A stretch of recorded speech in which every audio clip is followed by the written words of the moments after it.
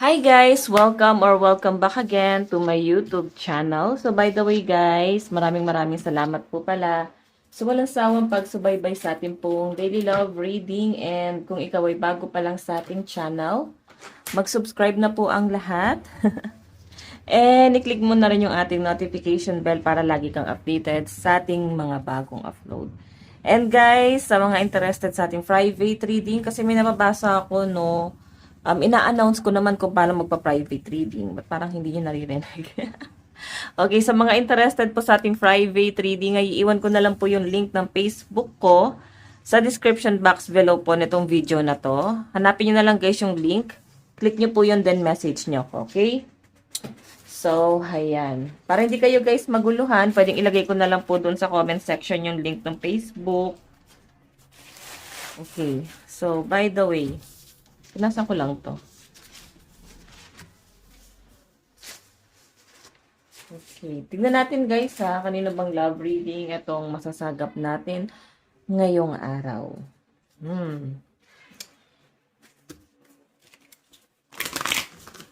Kanina po itong love reading.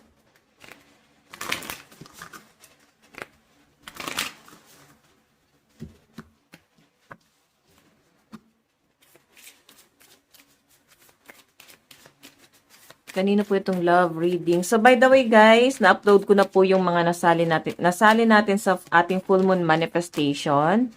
So, alam ko, 2 araw lang ang full moon.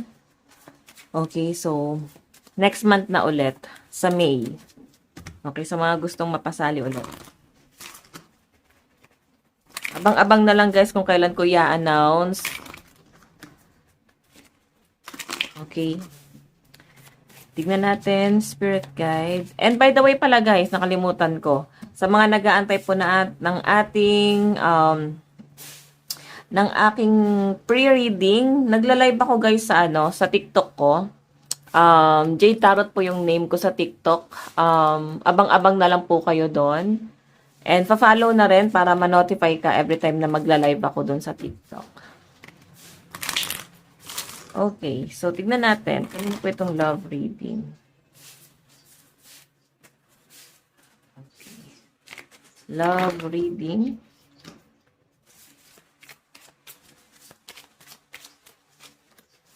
Playfulness. To recapture romance, allow your inner youthful spirit and fun to shine. Wow. Nakakatawa to guys, no? Nakikita ko yung malalim na pagmamahal sa inyo itong person na to. And nakikita ko rin na parang lagi siyang excited na makasama ka. Na-excite ata siya guys na parang manlambing. So, matagal atang single tong person na kadil mo. Kasi ngayon niya ulit na-experience yung ganitong klase ng kilig, ganitong klase ng pakiramdam, ganitong klase ng pagmamahal. So, tingnan natin. Baka naman sa umpisa lang to dahil na-excite lang siya. Sana wag naman, no? Pero yung pinapakita kasi sa akin guys, natutuwa siyang kasama kayo. Nag-e-enjoy siya na makasama ka. And masaya siya ng may nakakasalamuha. Ganito pala pakiramdam ng ma-in love. O parang ganon yung dating sa kanya. Parang ganito pala pakiramdam ng ma-in love. Ganito pala pakiramdam ng may nagmamahal sa'yo, may naglalambing sa'yo. So yan, nagiging favorite person kanya ngayon. Tingnan pa natin. Additional message.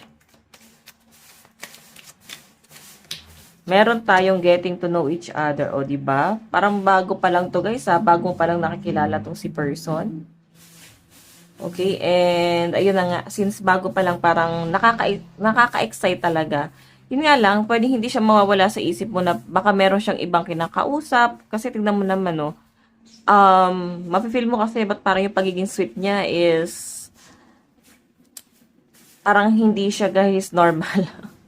Baka ginagawa niya rin to sa iba, parang ganon. Baka kayo ay nasa situationship pa lang or baka kasi nasa conflict. Okay? Masyadong conflict ang inyong relasyon.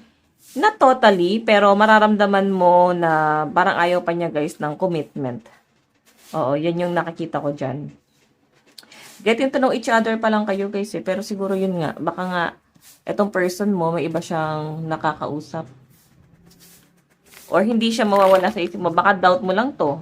Baka naman iniisip mo lang. Okay? Oops. Tignan pa natin.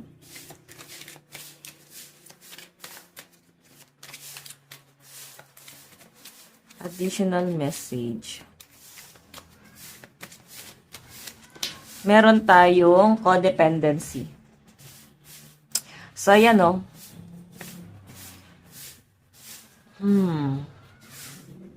Nakikita kita na someone na parang hindi ka pa naman totally na in love dito sa person mo. Hindi ka pa totally napo-fall sa kanya. Kasi parang meron kang ibang nilook forward ngayon. Nakikita kita na someone na yung pagiging sweet niya, ayaw mo totally ma-attach talaga. Okay? Kumbaga parang nagsaset ka ng boundary. So, nag-enjoy ka lang. Ina-enjoy mo lang na ganito yung samahan nyo, na ganito siya sa inyo. So, hindi mo pa siya guys binibigyan ng malalim na kahulugan. Kasi nandun ka pa sa point na pinoprotektahan mo rin yung sarili mo. Kasi ramdam mo eh. Okay? Possible na ramdam mo na itong relasyon na to, pwede pa siyang magbago. Kasi hindi kanya, parang, mixed signal yung binibigay sa inyo eh. Desidido na ba siya? Nililigawan ka na ba niya? Interested na ba siya? So, mga nandun na kayo guys sa sitwasyon na yon. Oo. Tingnan pa natin. Additional message. Additional message. So, itong energy mo na codependency, ayaw mo talaga ng, parang ma-attach pa muna. So, siguro, gusto mo lang muna talaga yung may nakakausap ka. Then, nahihirapan kang basahin yung utak ng person mo, kung ano ba yung tumatakbo, kung ganun din ba siya, mutual din ba kayo ng nararamdaman, kung ayaw niya rin guys ng totally ma-attach sa inyo. 'Di ba? Okay, so meron tayong true love. Pwede mo naman tong mahalin, hindi mo naman kailangan kontrolin yung sarili mo, or hindi mo naman kailangang i-guard yung sarili mo na wag ma-fall. So, at least wala siyang pagsisisihan, o wala kang pagsisisihan dito, or panghihinayangan na dapat pala nilambing ko na siya noon, that talagang to ganyan. Kung nilook forward mo na, kung nakikita mo na, or tinitignan mo na sa future na ito na yung kahihinatnan nyo, hindi rin siya magtatagal. Kung ganun yung sitwasyon, kasi kayo ay nasa talking stage pa lang guys, kinikilala nyo pa lang yung isa't isa.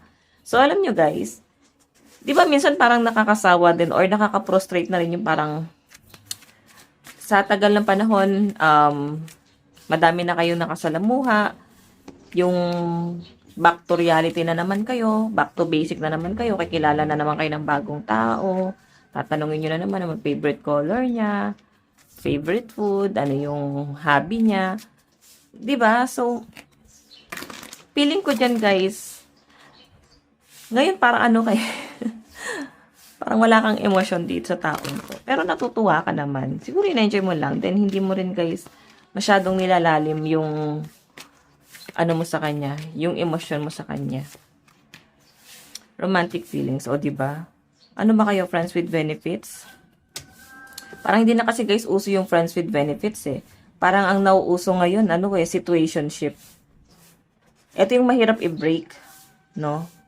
Ito yung mahirap i-break kasi wala namang breakup sa situationship. At isa pa, hindi ka pwede magselos.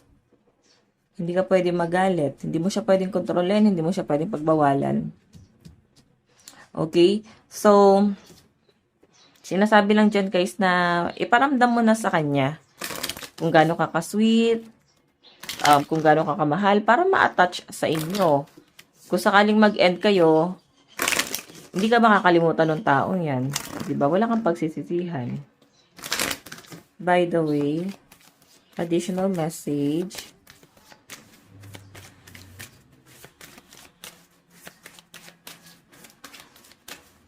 Additional message. Meron tayong release your ex. Ayan. Isa pa guys kasi affected ka pa rin ng past person. Sobrang naapektuhan ka pa rin dito. Nandun ka pa siguro guys sa point na iniisip mo pa rin siya. Though hindi ka na rin naman totally in love doon sa past person mo. Pero parang malaking impact siya sa inyo eh. Kung sino ka ngayon sa kasalukuyan, kung ano yung mindset mo ngayon, kung paano ka gumalaw ngayon sa kasalukuyan guys. malaking ambag doon yung person mo, yung past person mo. Kasi parang, ano eh, siya yung nagpabago sa inyo. Parang siya yung nagpapusong bato sa inyo. Tingnan pa natin. Additional message.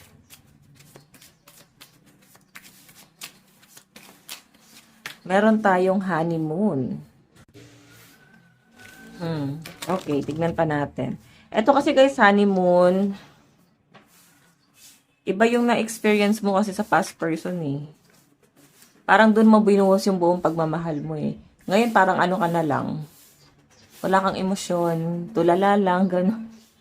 Hindi mo may paramdam dito sa person na kadil mo kung paano ka magmahal. Okay? Go with the flow ka lang dito eh. So, parang doon ka sa point na ititreat mo lang siya ng food o labas tayo, ganito tayo. So, parang nandun ka lang sa point na yon. Nandun ka pa lang. Tingnan natin. Additional message. So, parang may date kayo na to, oh. Magkukross pa rin yung landas nyo, guys. Tignan pa natin additional message. Meron po tayong separation. Time apart from your partner is on the horizon. 'Di ba? Grabe. Nakikita ko guys yung ano, yung ex mo, nandito pa rin, umi-eksena pa rin siya sa isip mo. Hindi pa rin siya mawala sa isip mo. And siguro kung sakali no, yung tipong hindi mo naman na gusto yung ex mo or naka-move on ka na rin doon sa past person. Pero yung malinaw kasi guys na pinapakita sa akin dito is possible na kung magkakaroon ka ulit ng bago, parang nilook forward mo pa rin dito yung ex mo. Parang merong katangian yung ex mo na yun yung gusto mo sa susunod na magiging karelasyon mo. So, yung ex mo guys, nakukumpara mo siya sa mga taong nakaka-date mo ngayon. Nakukumpara mo siya sa mga taong nakakasalamuhan, nakakausap mo. Parang ang lahi talaga eh. Parang marirealize mo ang rare pala ng person. Wala pala talaga siya guys katulad. May kakaiba pala talaga sa kanya. Kakaiba pala talaga si person, no? Tignan pa natin, additional message.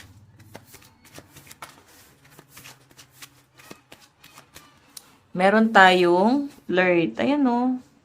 Alam mo, kung wala kang gana makipag-flirt, pag mo na lang siguro ituloy yan. Tigilan mo na lang siguro yan. Kasi tignan mo naman dito. Asa na ba yun? No. Nandito na pala yun. Nakalimutan ko kung anong card yun. Pero tignan mo, oh. Habang nilalandi ka ng person mo, parang wala kang emosyon dyan. Okay. So, I think, gusto mo lang din talagang maka-experience. Baka matagal ka kasing single. Parang hindi naman jowa-jowa yung nakakita ko sa'yo eh. Mukhang hindi ka naman jowang-jowa. Siguro ano lang talaga. Parang hindi ka na-challenge yun sa hindi ka na-challenge dito sa person na ka-getting to know each other mo, no? Sa person na nakakausap mo. Oh, parang hindi siya guys parang nababoard ka ba sa kanya?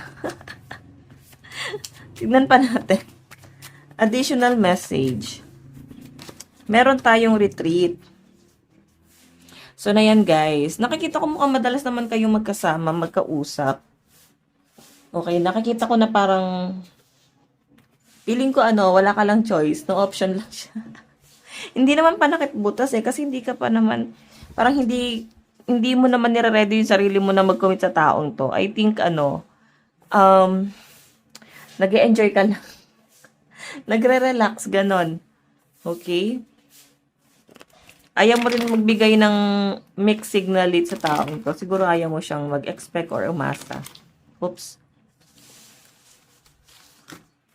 Tignan natin. Ayusin ko lang to guys. Sira yung ating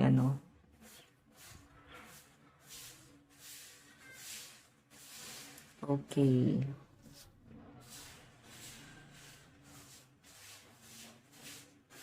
Okay. Tignan natin additional message.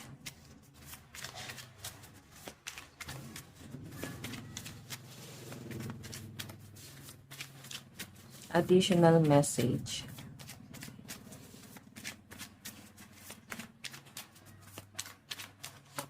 Meron tayong the Empress. The Empress. So, ito naman guys, blessed ka naman eh. Blessed ka naman sa lahat ng aspeto, yung pinapakita sa akin dito. Okay? Blessed ka pagdating sa family, blessed ka pagdating sa career, sa kaibigan. So, sa love life, pwedeng maging blessed ka rin naman kasi mukhang seryoso naman tong person na nakakasalamuha mo. Pero parang ano eh, dry ka na ata pagdating sa love. Hindi ka na gano'n hindi ka na gano'n mabilis ma-fall. Parang hindi mo na alam yung salitang love. Ganon kita nakikita dyan. Siguro, iba talaga. Iba yung grabe yung ginawa sa inyo ng partner nyo. No? Yung ex mo. Kasi talagang binago ka niya. Okay? Every time na magkakaroon ka ng makakasalamuha, makukumpara mo talaga to sa ex. Okay? So, ngayon, parang nasasagap ko naman. Mukhang single ka naman eh. Okay, additional message. Additional message. Kanina po itong love reading. Additional message. Meron tayong, may family problem ka? May family problem ka ba? Or nasa broken family ka? Tignan pa natin. Page of Pentacles. So, tignan mo, ang dami mo nang pinagdaanan sa buhay. Kung sino ka ngayon, ano ka ngayon, dahil to sa mga taong minahal mo at sinaktan ka lang. So, pwede dito guys yung family, kaibigan, mga katrabaho, mga nambuli sa inyo sa school. So, yung mga na-experience mo, parang feeling mo, bakit ganun na lang, no? Bakit ganun na lang kadaling saktan ka? Bakit ganun sila? Mabait ka naman. Bakit kanila sinasaktan ng ganito? Maka-question mo yung sarili mo eh. Okay, ngayon, gusto mo lang ng parang may nag-aalala, may nagmamahal, pero nakikita kita na someone na hindi ka ready mag-commit. Tignan pa natin, additional message. Additional message. Meron tayong judgment. Tapos yung expectation pa sa'yo ng mga tao, sobrang taas. Sobrang nire-respeto ka ng mga tao sa paligid mo. So, parang pati love life mo kailangan mabusisi ka.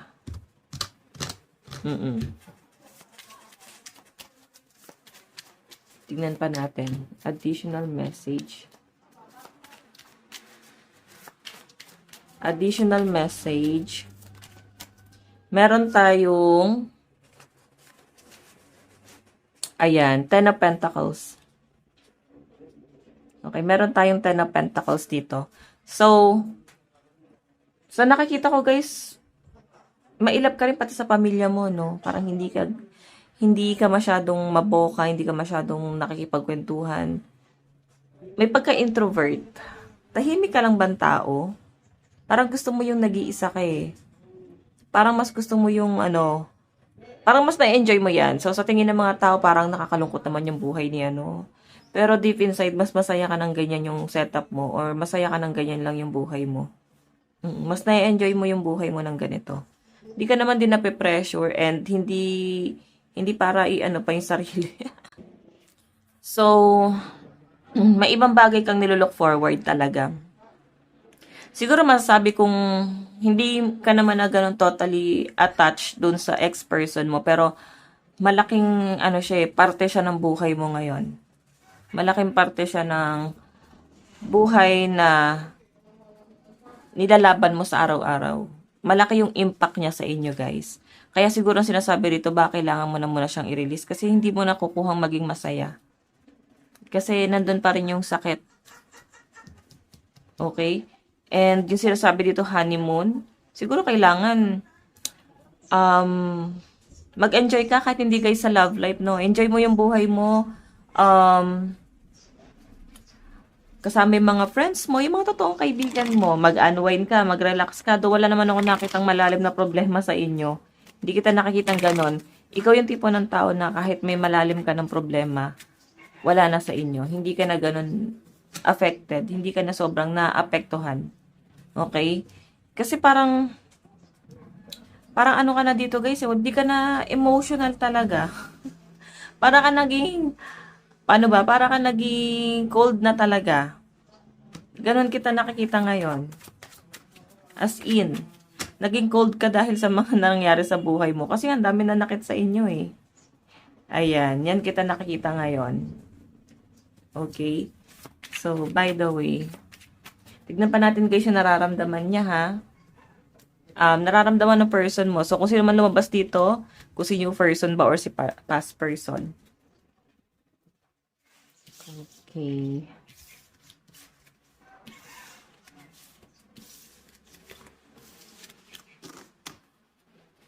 Okay. Nararamdaman ng person na ka-deal mo ngayon.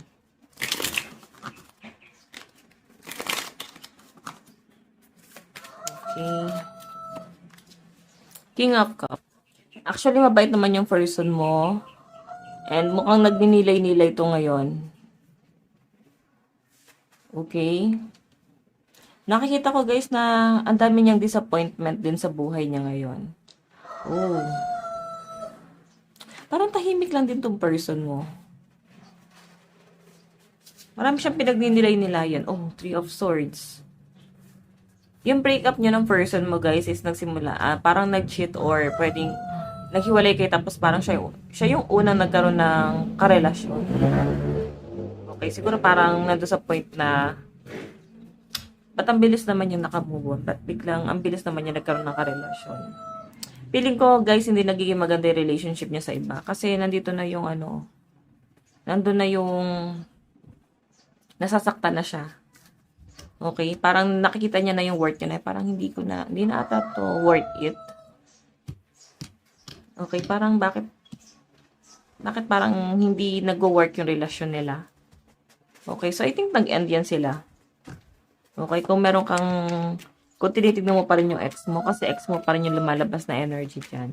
So, yung ka-talking stage nyo guys, cold ka doon sa taong yun. Sabi ko nga, mukhang mahal na mahal ka naman nun. Okay, Ace of Swords, nararamdaman sa inyo ng person nyo guys, is ang dami niyang nare-realize. Ang dating daw kasi dito guys, parang naging emperor siya dun sa relasyon. So guys, alam nyo, parang nasa kanya nagsimula yung gulo eh. Okay, tinry mo pa rin i-cover up yun, no? Tinry mo pa rin na wag lumabas or malaman ng mga tao kung ano yung gulong nangyayari sa inyo. Kasi parang hindi nag-work talaga yung relasyon nyo. Masyado na siyang magulo, guys. Masyadong emperor yung partner mo eh. Kumbaga, ayaw niya hindi na siya nakikinig sa mga sinasabi mo. Okay? Parang madalas napapaaway na or nag-aaway na kayo. Kasi may mga tinatago na siya eh. Ramdam mo parang hindi kanya pinaprioritize eh. Tignan natin. So, siguro kailangan hanapin mo yung tamang taong magmamahal sa inyo. Kaya siguro, yung nangyayari guys, every time na meron kang i-entertain, pag pinakitang mahal na mahal ka kaagad, hindi ka kaagad naniniwala. Kasi baka ganun din yung pinaramdam sa inyo ng ex mo, no? Pinaramdam na mahal ka, yung tipong parang sinasamba ka, yung tipong parang pinapakita niya talaga sa mga tao na ikaw lang. Tapos ang tingin ng mga tao parang ang labong magloko nitong taong to. Kasi nakikita nila sa partner mo eh. Tapos ito na yung nangyayari. Kaya siguro pagka mahal na mahal ka kaagad ng isang tao, hindi ka kaagad naniniwala. So naging mas practical ka ngayon. Tingnan pa natin. Additional message. Paano kanya nakikita ngayon? Paano ka nakikita ng person mo ngayon? Meron tayong Page of Swords. Oh, kaya mo na makipag-usap sa kanya. Kaya mo nang lumaban. Kaya mo nang protektahan yung sarili mo. Kasi parang ganoon kasi yung ginagawa niya sa inyo guys eh. Ina-under ka niya eh. So parang hindi na tama yon. Hindi na dapat ganon. Okay? Tama naman yon. Dapat alam mo na yung worth mo. Hindi na tamang kinokontrol-control ka or tinututa-tuta ka lang ng person mo. Dapat mas marunong kang lumaban, okay? So, titingnan pa natin guys ha. Wait lang po. Additional message.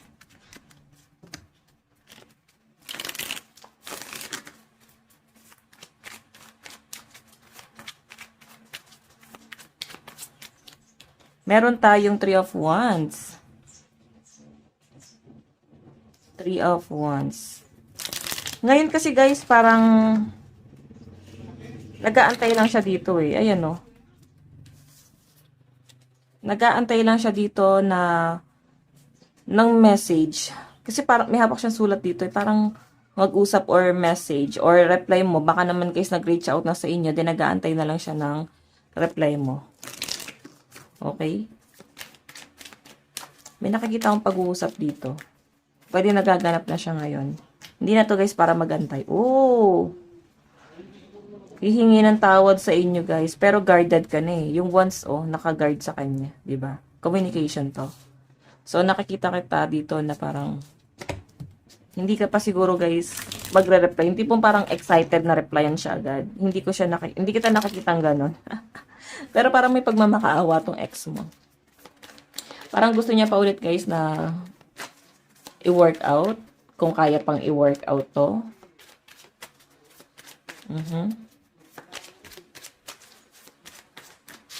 Tingnan pa natin.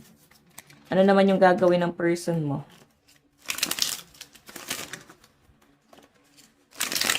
Ano naman yung gagawin ng person mo? Ano yung effort na gagawin niya para sa relasyon yung dalawa? Paano siya mag-e-effort? Meron tayong, may pamilya kayo. Alam niyo guys, yung nakikita ko dito, responsible naman siya eh. Maayos siyang padre de pamilya or tatay o nanay sa pamilya niyo, no? Maayos naman siya. Nakikita mo siya kung gaano siya guys ka-responsible. Pero parang biglang nagbago yung pananaw niya. Hindi mo na siya nakilala eh. Nitong huli, kung paano kayo nag-get. Parang hindi mo na siya kilala. Parang ibang tao na talaga siya guys. And ano yung gagawin niya? Guys, una niyang liligawan yung mga anak niyo kung may mga anak kayo. Okay? Una niyang lalapitan yung mga anak niyo. Yung mga anak niyong sinaktan niya. Kasi iniwan niya. Or kung wala kayong anak guys, I think ang una niyang lalapitan, family mo, mga friends mo. Hindi direct sa'yo eh. Hindi ikaw yung direct na unang liligawan nito. Or kakausapin, babalikan, ganon.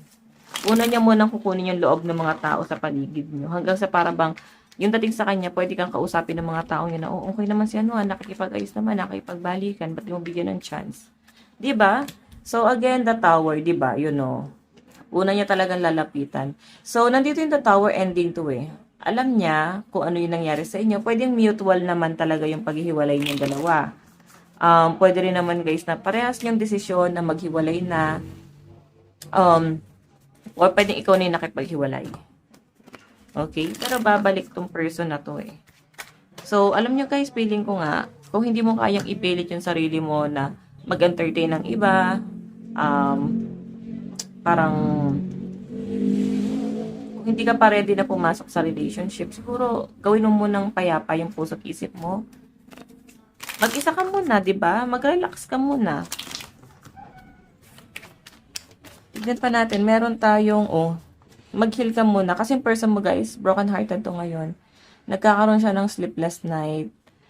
So, pili niya sinaksak siya ng lahat, hindi lang nung sa inyo, kundi ng lahat. Okay? So, tignan mo, ang laki ng regret na to. Bakit niya iniwan yung pamilya niyo? Bakit hindi niya nilaban? Or kung ikaw yun ang iwan, ha? Bakit sinasabi niya rito na, bakit hindi ko nilaban yung pamilya ko? Bakit ko pinabayaan? Bakit hinayaan niya na lang na mag-end na lang talaga ito? Okay? So, iba sa inyo guys, pwede may contact pa kayo. So, nakikita ko parang hindi ka pa nagpapatawad. Hindi ka pa nagpapatawad yung kay person. Tingnan pa natin. Additional message. Meron tayong will you listen? There's so many things I want to state. I want to say to you, but will you hear me all the way out? Will you believe me? Meron tayong other's opinion. Kasi nakikinig siya sa opinion pala ng iba eh. And parang foreigner tong person mo or pwedeng nasa malayo. Okay? Message niya sa inyo, I left you before you could leave me. Kasi ramdam niya siguro na parang ikaw na yung lagi nakikipaghiwalay. Parang ganun yung relasyon nyo. On and off. Naghihiwalay, nagsasama, naghihiwalay, nagsasama. Hanggang sa parang bang na-feel siguro na tong person na to, kaysa tuluyan mo siya, mauuna na siya. Kasi mas masakit yun. You were the best thing in my life. Ganito naman talaga sinasabi ng mga nagsisisi na guys. At gustong pang bumalik. I left when I saw you with someone. Oh, may iba ka nakakausap mo pinagseselosan. Zodiac sign, Virgo, Cancer, Aries, Taurus, Leo, Gemini. Ayan. And Aquarius, Gemini, Cancer, Scorpio, Virgo, and Aries energy. Last one. Cancer, Aries, Virgo, Leo, Sagittarius, and Scorpio energy. Sa side mo naman. Sa side mo naman. Nararamdaman mo. Ikaw kasi parang kahit hindi mo na ako mahalin, isipin mo na lang yung mga prioritize mo sa buhay. Which is yung mga priority nyo sa buhay. Kasi hindi mo na kailangan na parang kahit hindi na ikaw yung tignan niya, kahit hindi na ikaw yung mahal niya, basta maging responsible na lang siya. Yun yung gusto mo dyan. Maging responsible tong person na to. Dasan, di ba ang ganda na ng gusto mo, hindi ka na nga nagde-demand dito. So yung nararamdaman mo sa kanya na para bang kahit wag na sa akin, kahit para na lang sa mga bata, para kahit na lang doon sa kung ano yung nasimulan nyo, kasi parang nakakaya na sa mga taong nakakilala sa inyo. Kung ano yung kinahinatnan nyo. Diba? Tingnan natin. Okay. Ano yung dapat mong gawin? King of Pentacles. Ayan. Hingan mo ng sustento. Dapat mas matalino ka, lalo sa pera. Ayan, sasabi dyan. And Ten of Wands kasi guys, stability. Yun yung gusto mo. Mag-focus siya sa stability. Ano yung assurance na kaya niyang ibigay? Kasi highly maintenance ka na ngayon, di ba? Mataas na yung standard mo eh. Hindi ka na yung nung iniwan niyang kontento na lang sa ganito, ganyan. So, ibig sabihin, alam mo na yung value mo. Alam mo na yung worth mo. Okay? Zodiac sign. Meron tayong Gemini, Aries, Leo, Aquarius, Scorpio, Virgo. Sagittarius, Libra, Scorpio, Virgo, Cancer, and Aquarius. Last one. Okay, Virgo, Leo, Sagittarius, Capricorn, Libra, Scorpio, and Aquarius energy. So, by the way guys, ito lang pong inyong daily love reading. Bukas po ulit. God bless and love you all. Bye-bye.